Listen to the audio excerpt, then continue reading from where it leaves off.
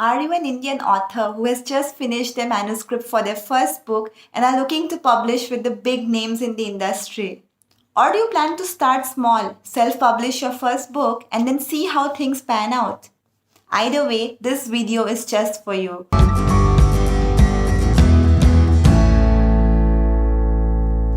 My name is Anangsha Alamyan. I am a 2-time Quora top writer and a 17-time top writer on Medium, and I'm also the published author of 3 books. All 3 of them were self-published, but the second book, What Did Tashi Do?, got a traditional publishing deal from a Canada-based publishing house called Okioto just because it did really well as an ebook on Amazon.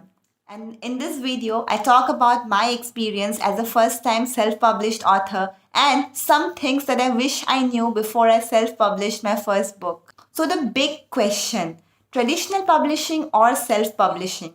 There are a few traditional publishing houses in India that still accept unsolicited submissions. That is, submissions that do not come through a literary agent. But the time taken by big names in the publishing industry to either accept or reject your proposal can go up to 6 months. And the worst part is, if they don't accept your book, they're not even going to reply. So if you submit to a very big publishing house like Penguin Random House or Rupa, there is a chance that you might never hear back from them. And when I was looking to publish my first book, Stolen Reflections, I was very impatient to wait for 6 months and not even be sure if it was accepted or not. And that's why I chose to take the route of self-publishing. Amazon KDP or Kindle Direct Publishing was my first choice. But since it was my first book, I also wanted paperback copies of my book to be available. And Amazon KDP does not have the option to print paperbacks in India.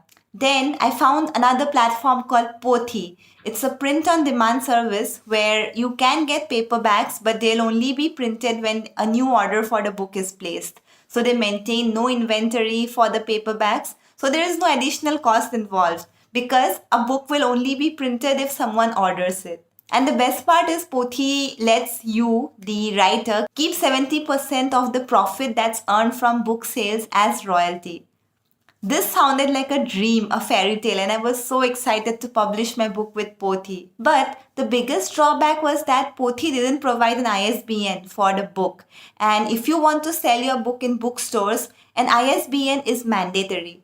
This is also true for libraries. Like if you want to keep your book in a public library, your book needs to have an ISBN. And since Pothi didn't provide that, I was unsure if I should go ahead with this or not. Another reason why I didn't choose Pothi was that because they don't keep inventory, the MRP, the final price, the printed price of the book is very high. So for a 200-page book, the MRP was coming out to be more than 300 rupees, which was very high by Indian standards. Also, Pothi doesn't have the option of international distribution. So if someone outside of India wanted to order my book, they couldn't. And these were the reasons I didn't choose Pothi to publish my first book, even though it's a great option for people who are looking to self-publish their books. As an alternative, I looked through several options of vanity publishing and I finally settled on Notion Press. They guide you through the entire process of publishing, right from getting a proper cover design and choosing an MRP for your book. I didn't use the cover designing feature of Notion Press because the covers that they showed me were just stock images and those seemed really common. And because it was my first book, I wanted a cover that was unique and it was made just for me. And that's why I got a designer from IIT Guwahati. Her name is Samadrita. She is an amazingly talented designer. I got her to design the cover of my first book and I'm so glad I chose the option because the cover Samadrita made it's so beautiful. The royalty that Notion Press gave was also quite impressive, but you need to sell a lot of copies to make profit on the amount that you invest. For me, that number was 1000. Like if I had to make a profit on whatever amount that I invested, I had to sell 1000 copies. And this is an elusive number. I'm still struggling because it was my first book and I was not good at marketing at all. So yeah, I haven't broken even on my investment on my first book that I published through Notion Press. Now, let's talk about the pros and cons of self-publishing. First of all, the benefits are that self-publishing opens up a lot of avenues for you as a new writer. You don't have to wait for months to get a final decision on whether or not your book is going to be published. If you pick a platform, if you have your manuscript ready, you can have your book out there on Amazon in just 3 or 4 days. That's how quick the process is. The second benefit is that you have complete control over the process. Right from the cover design to every word that you write is up to you because you don't have an editor in self-publishing houses. Another benefit is that you can choose the price of the book, meaning you can choose how much royalty you get for each copy that's sold. And the biggest benefit is most self-publishing houses give you, the writer, 70 to 100% of the profit that's made from book sales, which is a pretty high number you are never going to get with any traditional publishing house. But of course, there are a lot of problems associated with self-publishing as well, and the biggest of them is marketing. Unless you spend a large amount of money on the post-publication process, or you are a digital marketer with some experience in social media, the odds are high that your book will be just one among the thousands of self-published books that come out every day in India. It's a tough world out there. It's extremely competitive, and it's very hard as a first time writer to use the proper tricks and tips to, make sure your book reaches a wide audience. And because you are the one who has to do all the marketing, this limits your audience to only the people who you know or the people who follow you on social media. The chances of a complete stranger coming across your book is very low unless some luck works in your favor or you do some really crazy marketing tip which I haven't been able to decipher yet. Another con is getting genuine reviews of your book is difficult. Like your friends might actually buy the book to support you, but very few of them will actually read through the book. And even fewer of them will actually finish the book and then come to Amazon or Goodreads to write a review. But the another big drawback of self-publishing is that most self-publishing houses in India do not distribute your book in bookstores. So if you are someone who dreams of seeing your book on the airport stand someday or in your favorite crossword store, that is not going to happen if you self-publish your book because the publishing house or the publisher is not going to take care of distribution of your book.